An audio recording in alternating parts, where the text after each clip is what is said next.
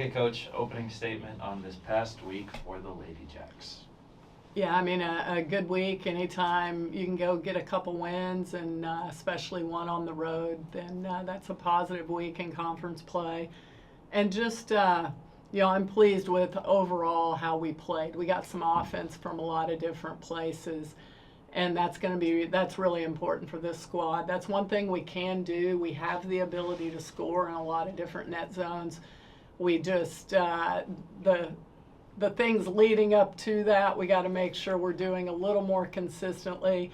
But if we can take care of those first couple contacts, then we know we've got people who can put the ball on the floor. I think we were just briefly talking about it, and sorry if I'm stealing your question, Amanda. Nickname, Walking Bella.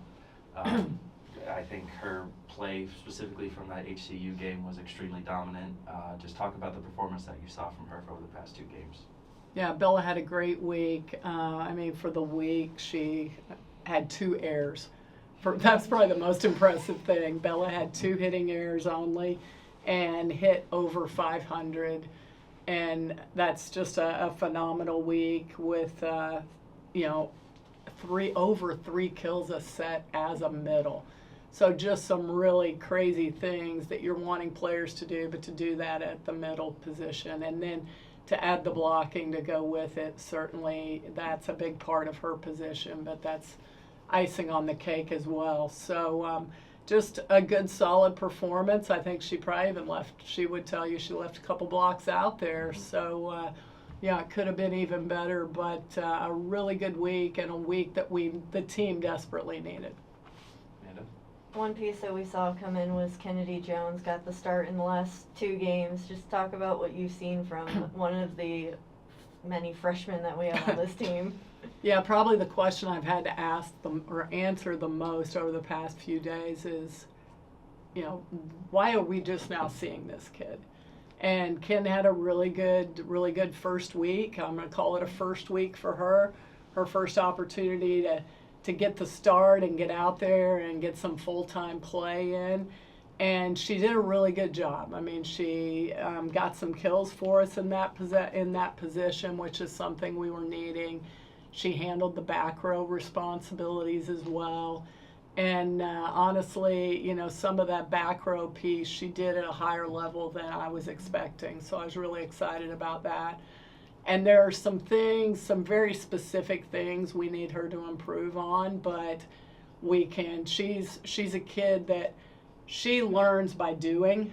It's interesting, some of them, they all learn a little maybe by hearing, but most of them need to see it. She needs to do it.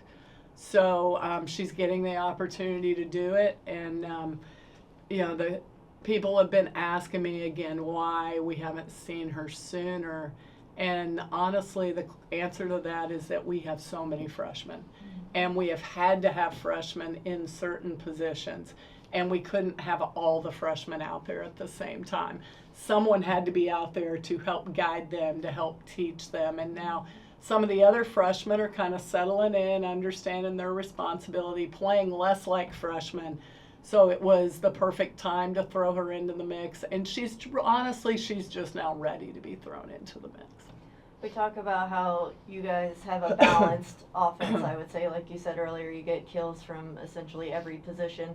One way to see that was with the Commerce game. It seemed like their offense, it all flowed through 20.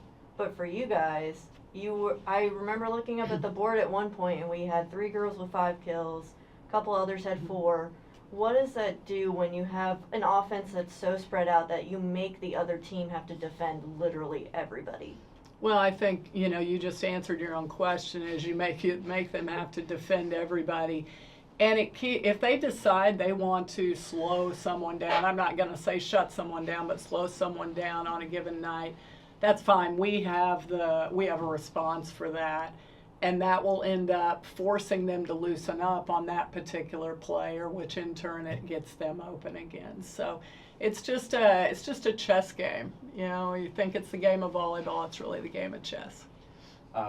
Baffled that you even have time to talk to us, because it seems like you should already be on the road to Lamar Tuesday and Saturday matchups. So just briefly preview the week of games ahead for you Yeah, guys? it's been a really crazy start to conference play.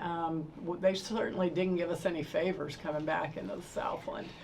But if we can survive this week on the road, we actually get 2 weeks in a row at home. And it's like, oh, well, how nice that will be. But because it's weird, we've had the split weeks. And when you have the split weeks, you don't really feel like you're at home because you're still always getting ready to travel, or you've just traveled, one or the other. So our first week to not travel in conference play will be next week. So, as far as Lamar, that's going to be a day trip for us tomorrow. We'll get out of here right before lunchtime, head down there, and we're expecting a packed gym. It's not a big facility, nice facility, but it's pretty cramped. So they will fill that place. Hopefully a lot of the people in there will be wearing purple. That's what we need our people to be down there doing tomorrow. But either way, there's going to be a good crowd.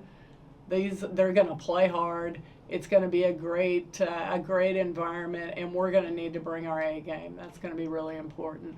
And same is going to be true for UIW on Saturday. We'll head to San Antonio on Friday and play an early game on Saturday. So, we're looking forward to the week, but even more so, we're looking forward to getting back home and sleeping in our own beds a little bit. A little bit of a different type of question for you. From a holistic perception, soccer picking up almost, I think, an undefeated week last week, similar to you guys. Football picking up a huge win on Saturday night. From an overall athletics perception, how big are those weeks where even if you guys everybody's just taking care of business ultimately, and even though you're obviously focused from the volleyball perspective, but everybody's still routinely winning on the part of the SFA holistic team, how big is that for you? No, it's important for all of us. I think a lot of people don't realize how important it is for all of us. We all need football to win. And we need soccer to win, and we need, we need each other to win. We are an athletic department, and these players are very, very close. They support each other, they go to each other's games, so they care about what the soccer team does. They care about what the football team does. So it just creates an energy that honestly, you don't want to be the one left behind. So people are out there winning. It's like, well, we got to win too. So it's contagious. It's contagious, and it's what we need to be doing at SFA, and great week, Jacks. Battle of the Red Birds for this week for Debbie Humphreys Good and point. crew. Taking on the Lamar Cardinals at 6:30 on Tuesday night, and then heading to San Antonio for Incarnate Word at 12 p.m. Coach, thanks for the time. Sounds like a good week for a bird hunt.